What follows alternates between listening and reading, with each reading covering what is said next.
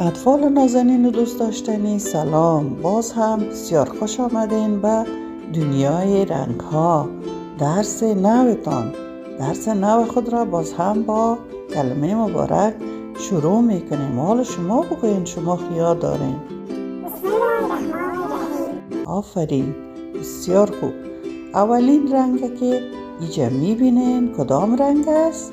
سفید. آفرین، به انگلیسی برش وایت میگن. شما خیال دارین توپ سفید یا به انگلیسی وایت. رنگ دوم سبز است. سبز رنگ مقبول.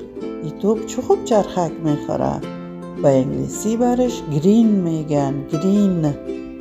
و ای هم سرخ، رنگ مقبول سرخ.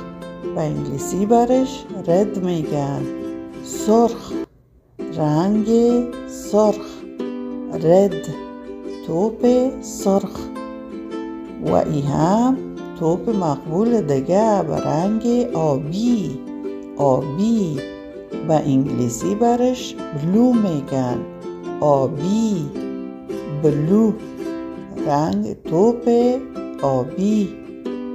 درس شما امروز اما قدر بود. اگر چینلتان را سابسکرایب نکردین سابسکرایب کنین تا کل درس ها را دیده بتانین. دیگه خدا حافظتان.